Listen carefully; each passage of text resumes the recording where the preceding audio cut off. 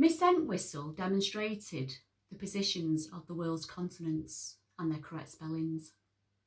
I did my bit, checking the kids' drawings, noting that Archie Dodd, my nemesis, had labelled his wrongly. Why does everything have to be so rigid? His whine pierced my soul. I'm the teaching assistant. Supply. So they whinge at me. Where's the flexibility? Miss Entwistle had described the word flexible and was now paying for it. We don't need flexible names for continents, I said, resisting being sucked into a vortex-like argument. I wanted to say stability, but changed my mind. Constant names so people don't get confused. I frowned a warning. He's had a terrible life, Miss Entwistle said. No wonder he's difficult. Difficult describes cryptic crosswords, not being eroded by a tyrant in elasticated trousers. A killer disease is creeping towards us across the world, he interrupted Miss Entwistle's fractions. Chinese corona disease. Precious time was wasted convincing victims of scaremongering that they weren't doomed, that the disease was under control and would be all right. We'll be fine, Miss Entwistle said and continued with her fractions. But we weren't all right. And when the thing crept closer, there were rumours, plans and new thermometers. Come the 23rd of March, I was sent home to worry about my wages in isolation. Days later, I turned the telly off to shut out the awful news. You busy?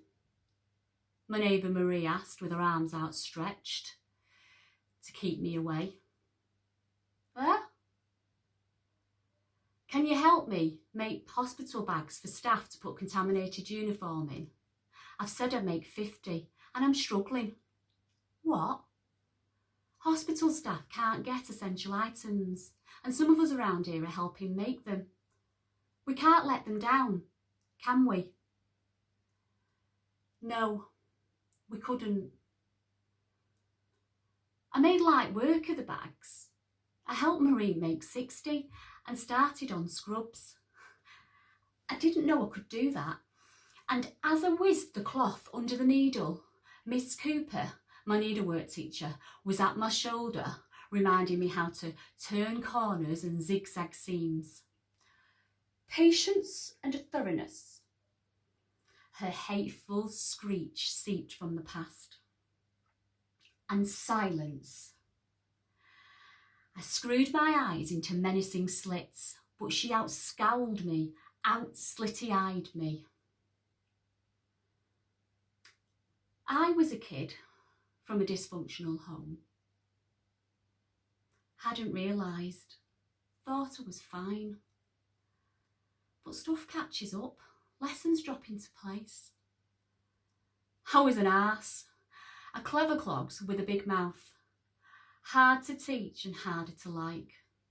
But she must have persevered because I heard her, the old bag, reminding me to press seams, trim threads.